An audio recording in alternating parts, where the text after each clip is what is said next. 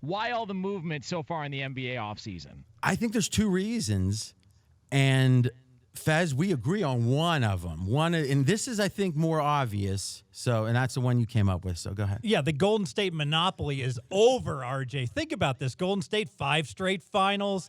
They've been favored to beat the field. They've been a 2-1 favorite. And let's talk about that a second.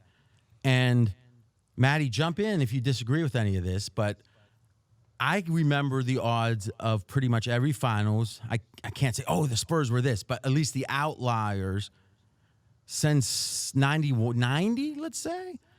And Magic, well, no, let's think about Michael. Michael and the Bulls the last 3 years, especially the last 2, were even money in that range against the field. And it was like, oh my.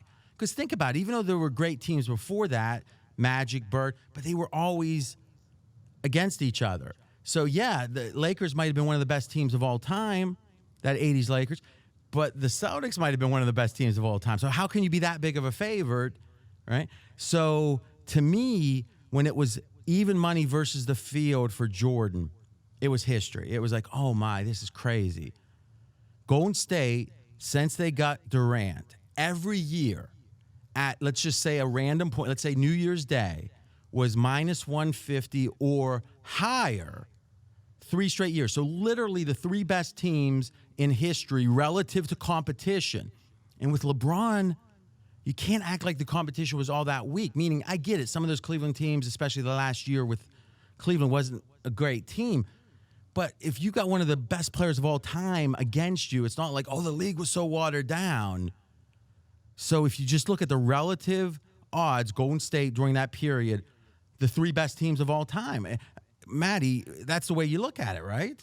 I think you have to. Right? I mean, if you're having to lay 150 with Warriors or more, and you've never had to lay 150 with anyone before the playoffs started, once you get deeper into the playoffs, it's the market saying this is the most dominant team for 3 straight years. So if you actually stack rank the most dominant teams in the modern era, based on the Vegas perception of that team.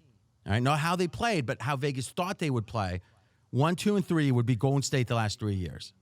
So now there was a sense of, well, look at Daryl Morey and all the crazy stuff he's trying to do just to have a chance to beat Golden State. And it almost demoralized these teams to not really do anything aggressive, because what's the best thing you're going to do is either get beat in the Western Final or get beat in the finals. If you're from the East, now Golden State's gone.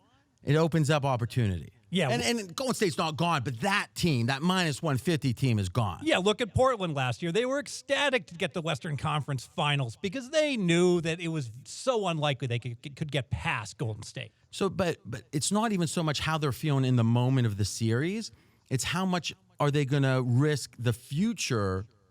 Because by definition, if you look at the Lakers, we talked about it yesterday, the trade they made, if Anthony Davis leads them to a title, it's going to be fine, I guess. But they really did mortgage the future in that case.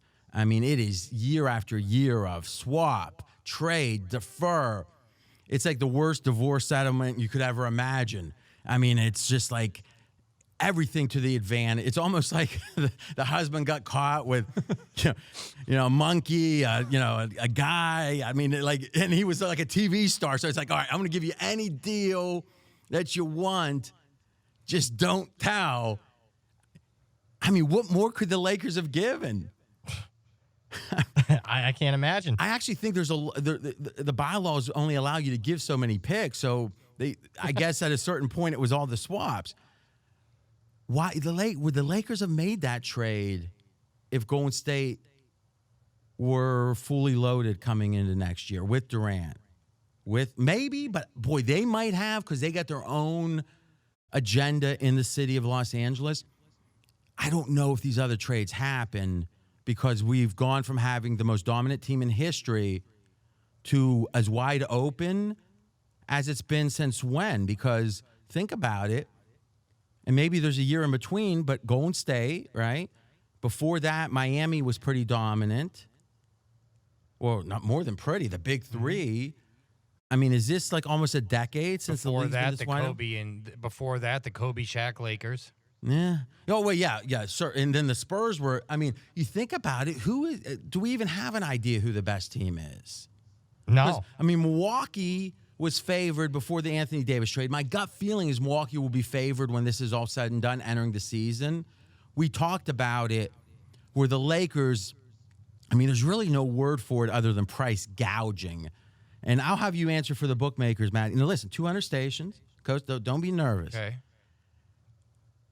If I wanted to bet you that the Lakers' odds come tip off of the NBA season are going to be paying more than they are right now, would you, in theory, it should be 50-50, right? The odds now are what they are. Some good things might happen. Some bad things might happen. People's perception might change.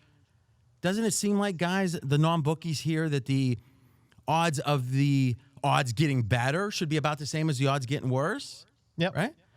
Well, I'd be willing to make you, pretty much name your price. Yeah, I that want the that odds are side. worth. Now, why wouldn't you take it?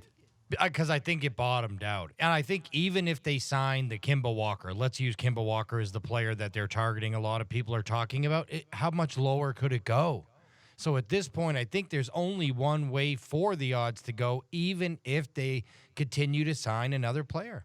I do want to bet you, though. All right. I'm always in. What are you thinking? How much? We're Here's so the what point. are we calling it now? 7-2? We can do a consensus. Here's the point, though. It's price gouging. Correct. It's they 100%. know right now, these dastardly bookies know right now that everyone who's getting, or not everyone, but a majority of people getting involved right after the trade, we're going to bet who's going to go fade. Like, if you're anxious to fade the Lakers, or if you're anxious to bet another Western team but the Lakers, why would you have done it in the 24 hours after the trade? So it's mostly Laker money. Hey, there's a hurricane coming. Let's double the price of water. I mean, that's the level these people are dealing with.